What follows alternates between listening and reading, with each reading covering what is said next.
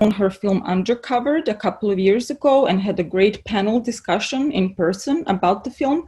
So we will touch upon that as well. But for now, please join me in welcoming Nejra. Nejra, if you can turn your camera on and your sound on. Hello.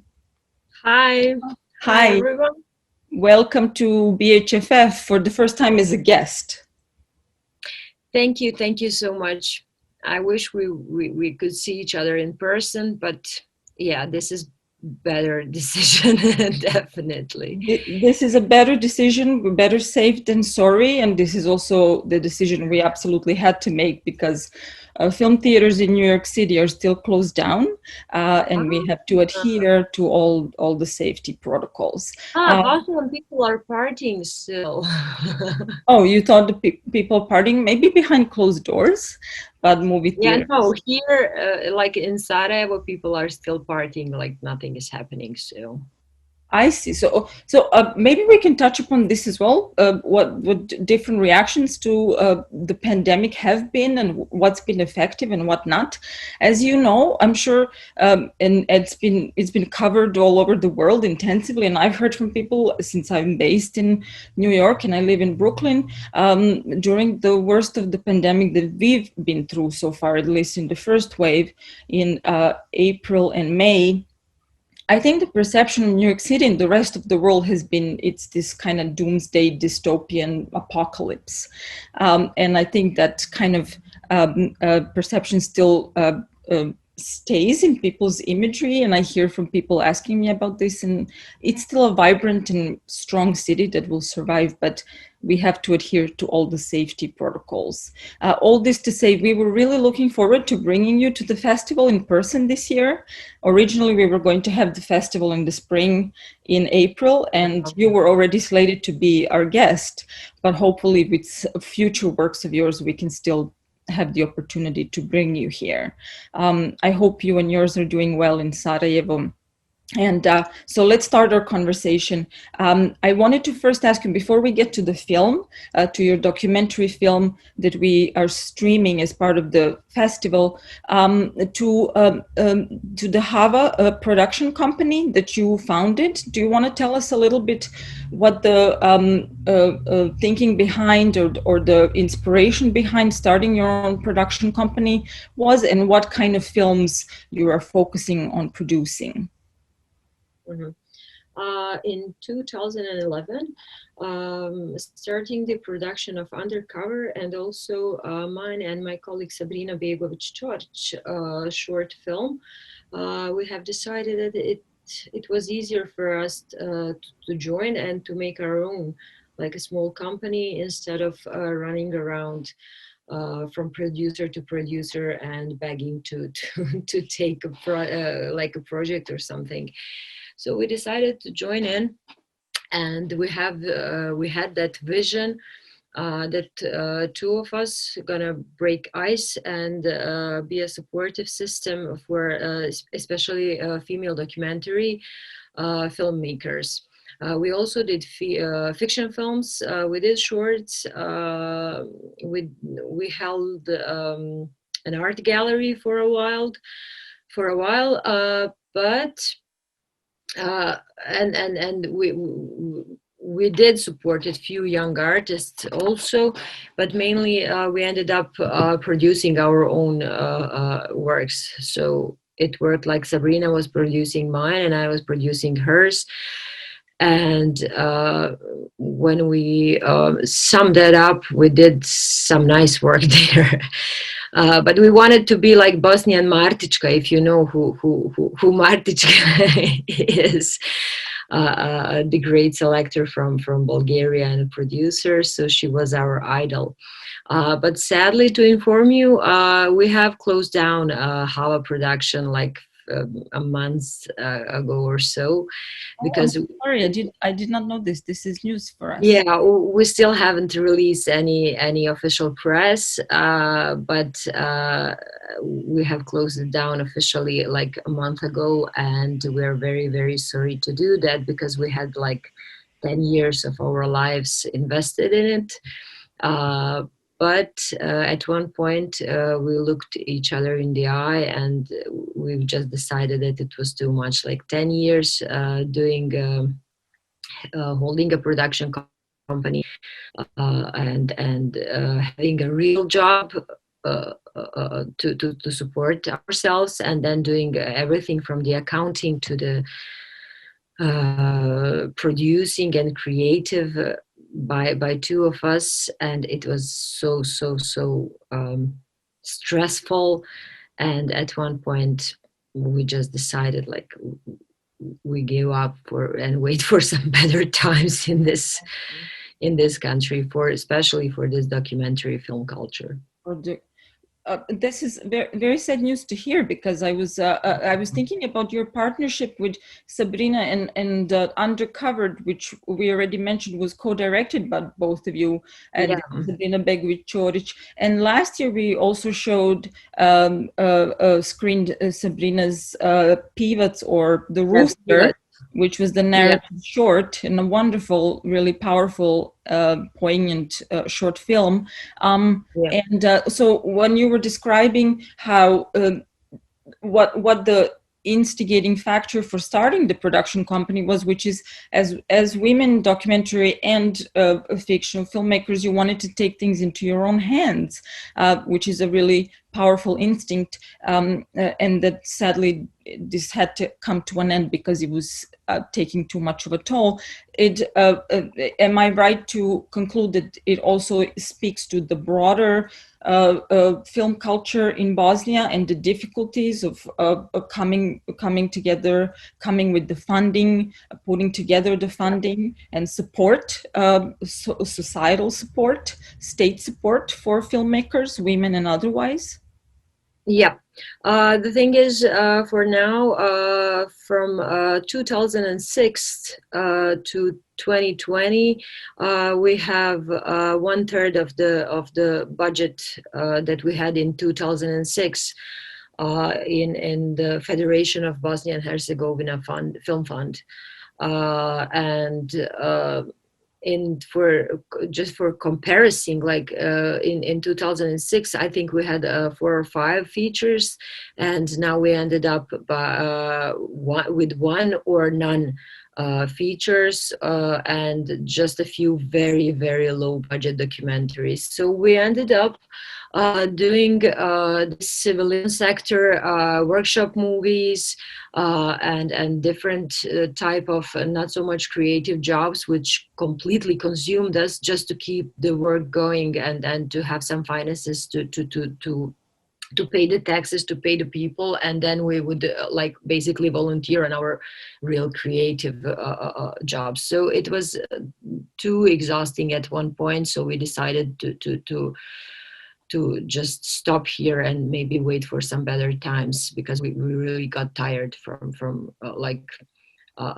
trying to put things together, because it's very, very hard, especially starting that small and starting with that specific target audience and creative documentary and these female topics, which we try to be our mission.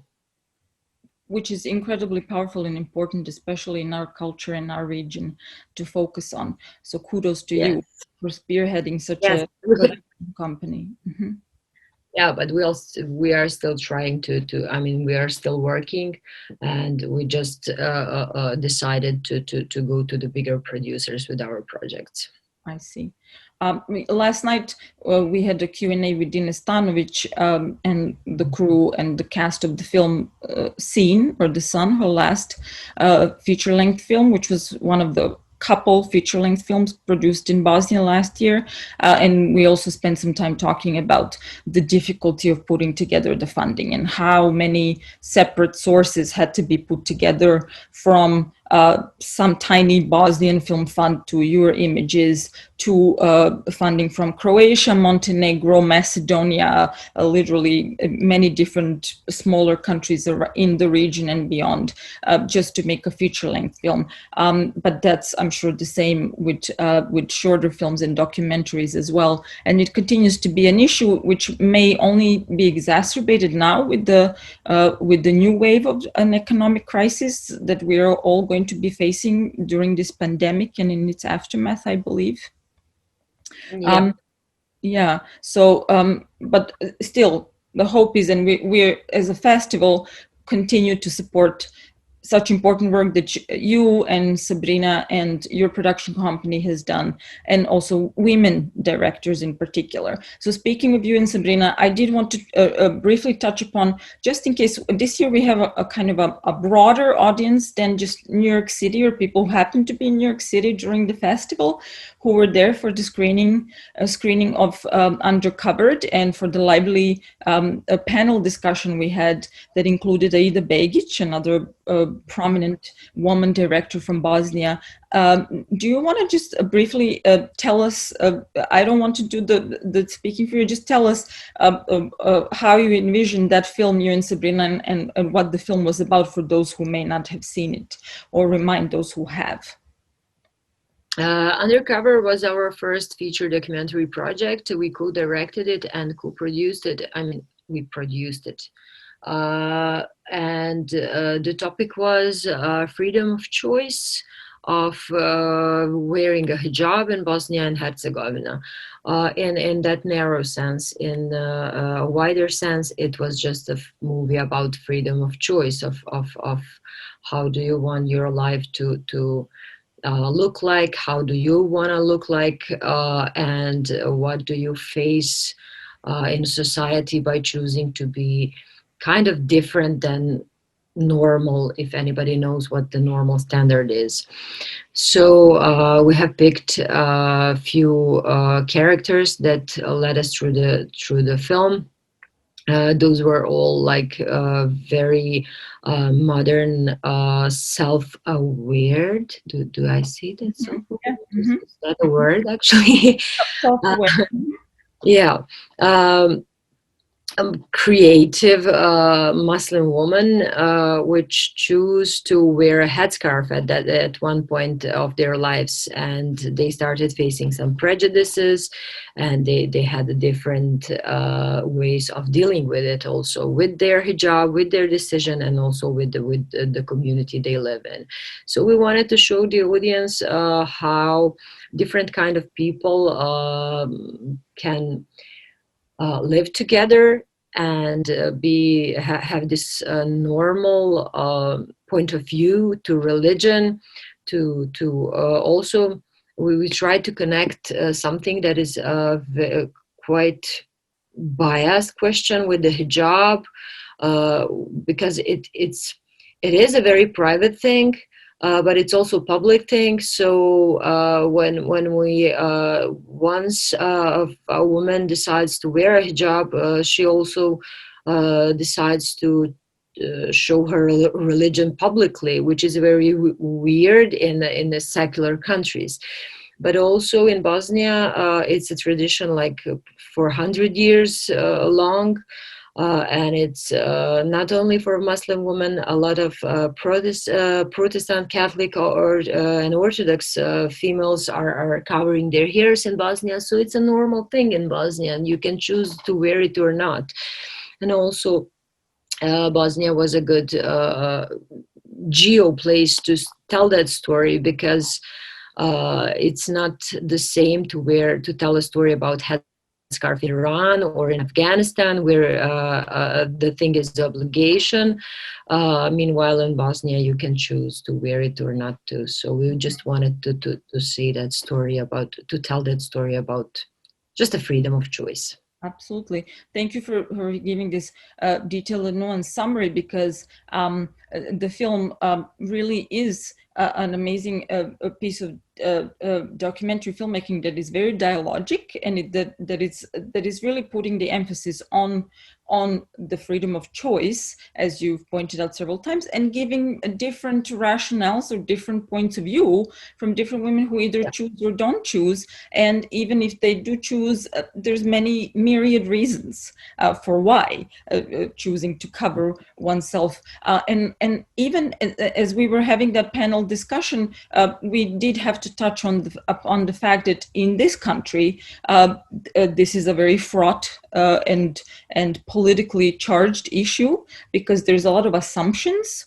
problematic assumptions and simplistic assumptions being made about women, Muslim women who cover themselves. That there's something inherently oppressive there, that it's inherently the patriarchal repression as opposed to any form of agency being exercised.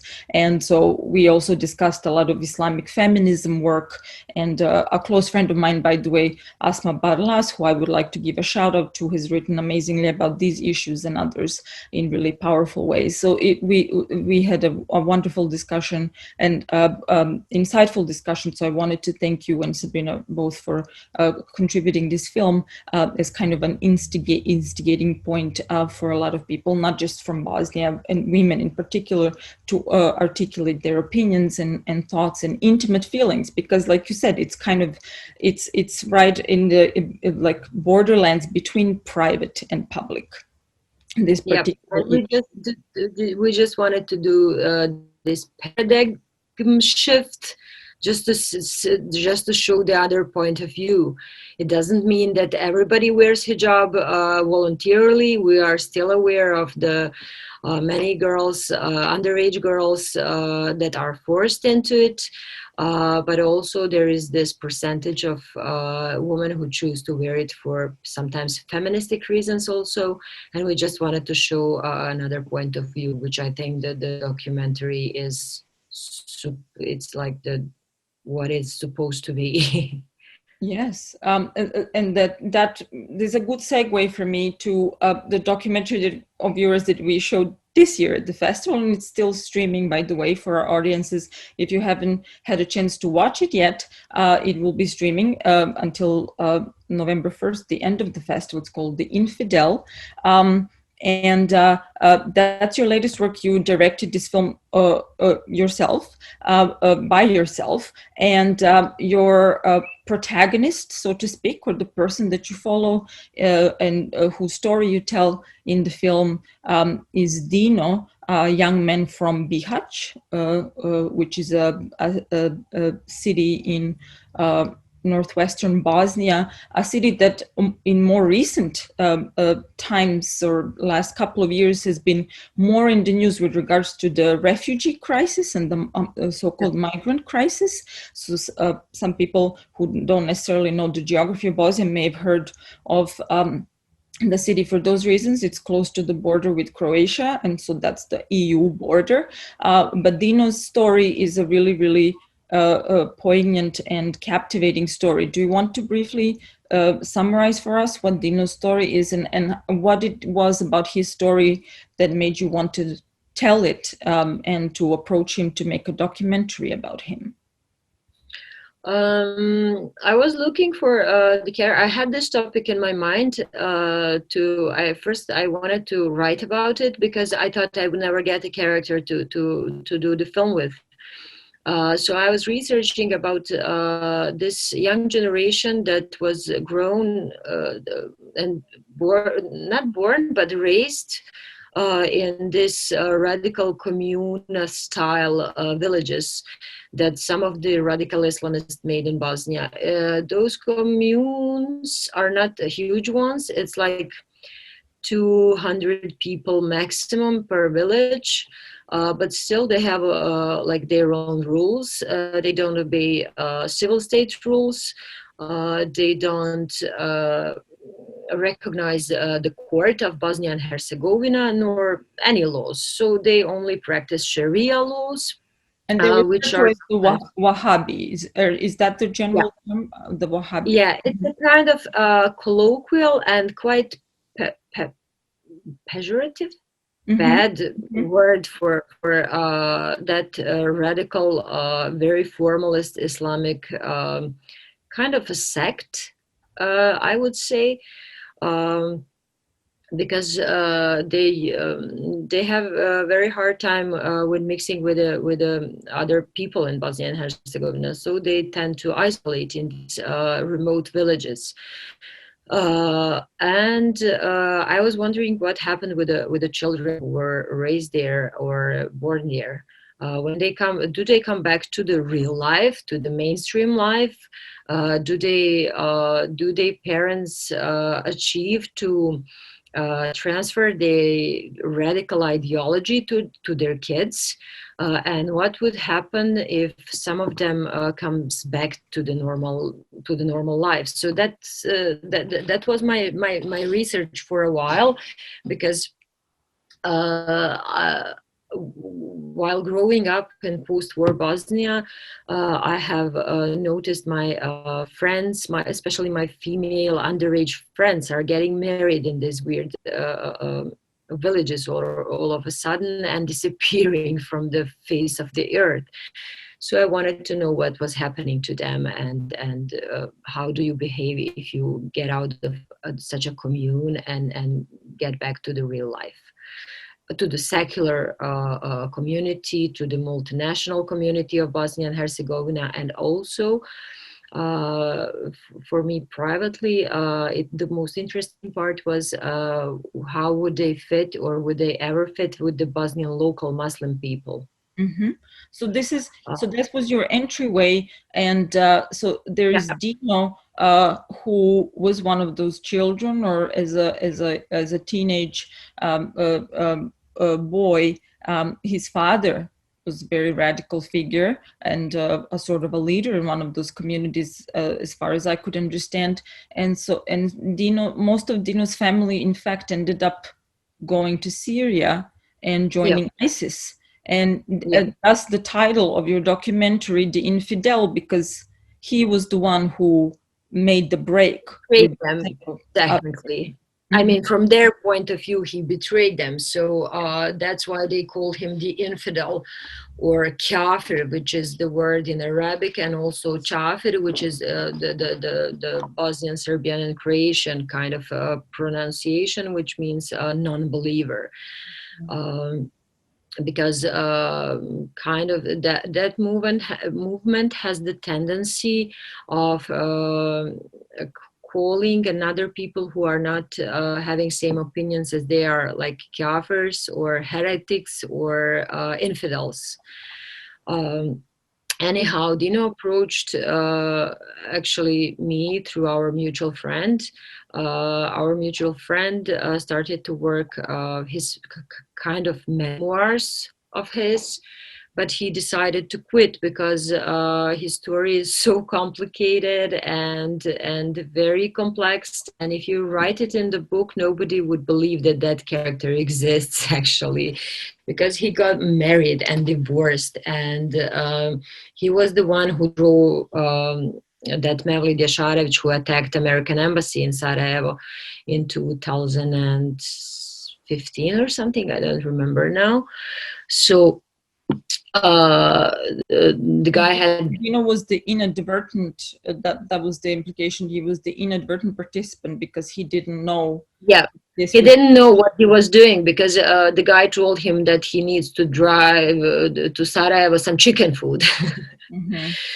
So the kid wanted an opportunity to come to Sarajevo. He had a girlfriend here, I mean, some chat girlfriend or something. So he wanted to visit that girl, and his father allowed him to come to Sarajevo if he wants to help his brother to bring the chicken food. But instead of the chicken food, the guy brought a machine gun and started attack the American embassy. Dino ended up in prison for a while he was clean of all charges, because everybody witnessed that he really didn't know what was happening. So what was the most painful thing for me was that breaking point of between him and his family, when he decides that he's going to leave his family and start his own life. Like, he was 18 at the time, and he just broke up with them, and it was very, very painful for him. And as you could hear in the movie, he says, like, I don't care what they did, but they're still my parents. He's still my father. He's a very, very bad man, but I can't help to still love him. So that was a very emotional and breaking, and it's heartbreaking for me to hear such words. Yeah, and we still don't know what happened to his mother. We do hear that it was confirmed by the end of the documentary that the father was killed in Syria. Yeah, the father was killed. His older brother, who was 18, was killed. His younger brother died, which was juvenile. I think he was 16 or 17 at the time. And he has another third brother, which is like now maybe 14 or 15. And his mother is still in Syria or somewhere. We don't know. We also don't know what happened to the. There is a story about his ex-wife, which he had, and the ex-wife had a child. It sounds like a soap opera, but when she divorced Dino, she was taken away from him while he was in jail, and she was remarried. She didn't remarry; she was remarried by her parents to another guy, and then she fled to Syria too, and taking a 6 or 7 year old child with her. So she died. She got killed. That new husband got killed, and nobody knows where the child is. So the tragedy of all of this is the interconnectedness that has to do with the geopolitical situation in the region, and more broadly, the conflict in Syria, obviously, and the whole situation with ISIS is such a complicated powder keg, if you will, that there's no easy or simple solutions. So while we have, on the one hand, and I mentioned Bihać because of the refugee crisis, people actually fleeing that region in search of a better life because of the war and devastation, and getting as far as Bihać, and right at the on the edge of the EU border, hoping in one way or another to get across. And even if they do get across, they very frequently get caught by Croatian police, and there's violence that happens. There's been confirmed reports about that, and sent back to Bosnia, and then still waiting for their opportunity to cross and make their way to wherever they're going, whether it's Germany or elsewhere. And then on the other hand, there's young people, radicalized young people, and not just young people, and Dino's father and mother, for example, middle-aged people, going in the other direction. And it's all, in a way, part of the same cycle of this certain kind of disconnect and disenfranchisement that speaks to the broader international politics and warmongering and intolerance that takes advantage of the underprivileged, right? Because Dino's family, my understanding from the film, it was not very privileged family, right? So this is not to excuse the radicalization or anything, but we see this moving with Dino's story after he left and became the infidel. This is when you follow him and his story. He's just making ends meet, whichever way he can, right? What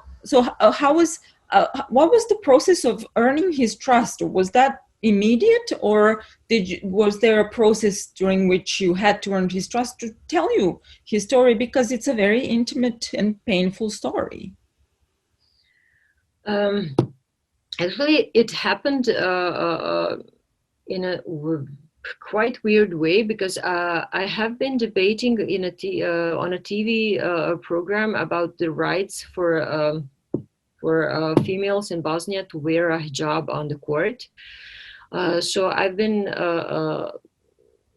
debating that with the few people who were against it. And at one point, they were all confused to hear my kind of point of view on all that stuff, because they were probably thinking that I was gonna do this radical point of view or something. not understanding the issues that people who are not religious are actually having with the people with headscarves or public religion displays. So he saw the TV show because that mutual friend of ours was debating on the other side, like he was against it and I was pro. And at one point he sent me a message and he said, I have very bad story to tell, but I feel that you are the one that could understand both part of my life, like the religious and non-religious one, without condemning me. Um, and then we started talking, and then we started Skyping a lot because Bihać is quite far away from Sarajevo, and I couldn't risk just going there to. And I didn't know who am I meeting actually, because the guy was in the prison, and I'm not really sure who am I talking with. So I went to the preparations, and he was still a bit closed. But when I came with the crew, he was so lonely and desperate, and it sounded like he only wanted anybody to hear his story, and he wanted to he kind of took it as a psychotherapy or something, because he was so alone at the time we met him. So we really connected, the crew and two of us also, and we got that very intimate atmosphere. And his emotions on the, because he led us through the movie. I usually don't allow my characters to drag me around the film, because that can be very confusing in the editing room in the end. But I felt that we just have to follow him and see what he offers. So it was a risk, but I think it paid off. Maybe because of, again, it was the production reasons. I wish I could have like 6 months there or something to film the environment a bit more, to film this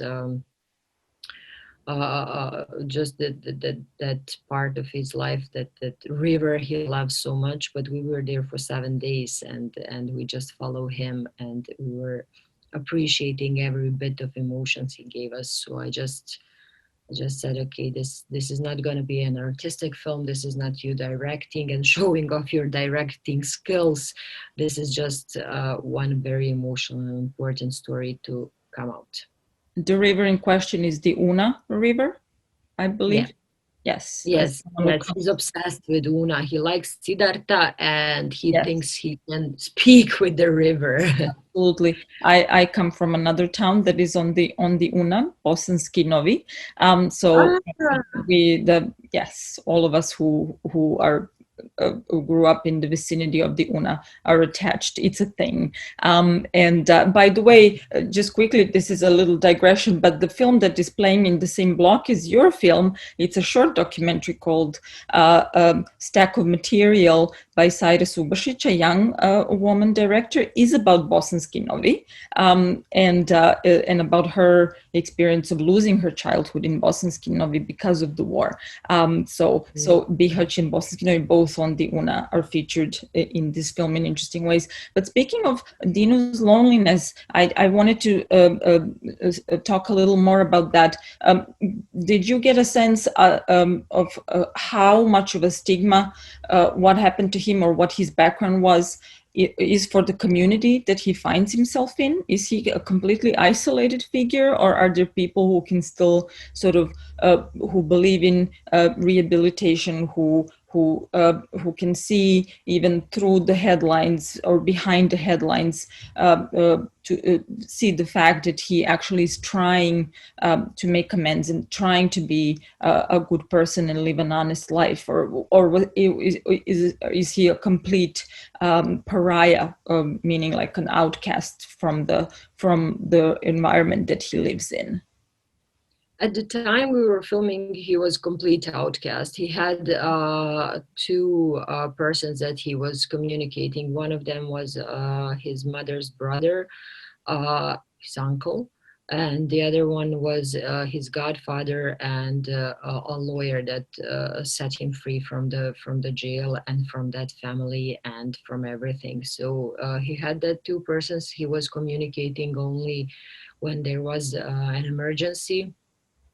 But we have noticed that we got attacked, like physically, on our second day of filming, because people weren't very happy by the idea that we came to Bihać, and then everything what we have to say about that town is that Wahhabia, little Wahhabi terrorist guy that, so everybody would think that the entire Bihać is like radical Wahhabi people. So they got drunk and they followed us for a bit. So we had this police patrol following us for 24 hours because people did, it's a small town, so people didn't like us messing around with cameras and telling that story. And kind of missing Una and everything that is beautiful in the city. So we had some hard time explaining what we are actually doing there. Also, I've decided not to screen the film in Bosnia, nor to sell it in on local TV stations, because I'm so afraid of for his security. Yeah, and just when I just gave the introduction to the press when I came back from the filming, and I gave some press releases, and I also got very, very bad messages from that community. So I've just decided, for the security reasons, that we're gonna postpone a Bosnian premiere for a while, because I don't feel like it's worth a mess, because it's election time. It's very weird and intense here, so I don't want them on my head again. Absolutely, and this is a topic that can be very easily and is very easily politicized and simplified in so many ways. So when you're trying to tell a nuanced story of someone like Dino, you can be sort of put in various different camps depending on who needs what political message or ideological message across, right? And you don't. And you're right, safety is a concern as well, especially this year. Did Dino himself see the film, and if so, what was his reaction? It was a very weird reaction. So and that's how I decided to do a feature, like a fiction film for my next project. Because at one point, when directing real people and when connecting that much with the real people, sometimes you raise their hopes. Sometimes you are their only voice. And at one point, he thought that this movie, when released, is going to solve all of his problems. And we couldn't communicate that anyhow. So just before I was to release the film, he started telling this story to all the interested newspapers and TV stations, and doing this tiny TV, like 5-minute reportages about his life, and earning like $100 or so to tell his stories. So, and then he saw that nobody reacts on those stories actually. So he gets some messages, he gets some views, and his life stays the same. So it was very hard for him to and very painful to. And I think he's still angry, because he hoped that everything would change for a day after the screening. So I'm still waiting for the right time to show it in front of the nice audience, and to invite him and to bring him in front of the real audience. And at least I can give him an applause and hug and acceptance from the real people. And I think that could cure him, instead of this weird fixation that he's going to be a star and get a job and all of his problems is going to be solved once somebody see his story. So it's a very, very complicated relationship now with me and him and the film, sadly. which is it's not unusual for a documentary filmmaker and their subjects. No, The it's unrealistic always like that. expectations of Remember that the world according to IMB film? Mhm, mhm. Yeah, and the drama they had afterwards. So it's always like that Yeah. with the real life And people because even you connect. yeah, even Danistan, which is kind of docudrama, but it still uses Oh, yeah. figures. An episode in the life of an iron picker, Yep. which again also caused controversy because there was disappointment that it didn't really change anything in the protagonists' lives. They had their 5 minutes of headlines, and Yeah. after that was it. And so going into this unrealistic expectation is really difficult. We only have a few minutes left, so I wanted to kind of round our conversation out and bring it to a close. I do want to ask you about being a woman filmmaker in Bosnia. How much is that on your mind and the focus of yours with respect to, do you consider yourself filmmaker or woman filmmaker primarily? There's a lot of amazing women filmmakers in Bosnia, and we're incredibly proud to feature many works every year. But also, why documentary films for you in particular? You said that you're working on a narrative film right now, if I heard that correctly. But obviously, you have an interest in documentary that is a very pronounced. So both women filmmakers and their position in Bosnia as a society, and documentary films as how you see them as being your venue of expression. Uh, I've never thought about position of female directors in Bosnia because I grew up when Aida Begić and Jasmila Žbanić, Elma Tataragić, they were already icons. So, and they were better than their male colleagues at the time. So, especially at our academy, like directing was a female job to do. And also, I had like Sabrina on my class, and one Nermin Hamzagic, which full moon, his full moon is in the program also. Yes, I will be talking to him in about an hour or so. Yeah, so we were one class, so it was 2-1. So as far as directing and producing and the art circles we are moving in, it's a very safe zone, and there's a lot of great female producers like Ines, like Amra Bakšićam from Proba. And so we don't have this Harvey Weinstein situation here in directing.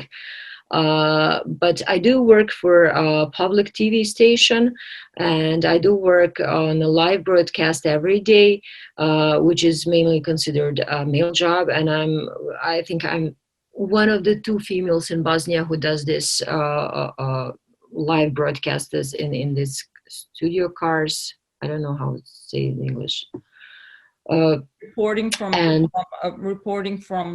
on location or something. Yeah, with that big truck. And so to say that I had some problems and people disrespecting me for being a female, I would lie, because I really have some kind of weird and very nice relationship with my colleagues, and they are quite respectful. Maybe sometimes the age could be a problem, because sometimes I come up there and they think that I'm younger than I am, so they start talking about to my male or organizer or assistant or something, because they think he's in charge. But that's a tiny little problems that we're having. But one of the rare things that Bosnia have is a very, very strong female directing scene. So I don't want to complain, because I can't, because it's a different situation, and I'm very thankful for it. Absolutely. I always highlight this when I talk about it to my students here in the US, film school students who are not well versed or familiar with Bosnian cinema, regional cinema, that for such a small film industry that makes so few films a year, there's a truly enviable number of women filmmakers, and like you said, women producers as well, just women behind the camera, which is unfortunately still an outlier. The general rule is not that for many film industries around the world, but we're really proud this is the case for Bosnia, and that Bosnian cinema in that sense can lead the charge. So the final part of my always been the outcasts, so this is a good one, yes. Yeah, this is one yes. good one. Yeah, in a good way. So the final part of that question was the documentary films, and we can wrap it up after that. Do you want to say something about the role of documentaries in your career? I wanted to be a Christiana Amanpour when I signed up for directing, so I was never interested in the fiction movies. And I wanted to capture those parts of life that I see and tell the story. I just wanted to cut out pieces of life and put it on the screen always. And I never wanted to do the fiction.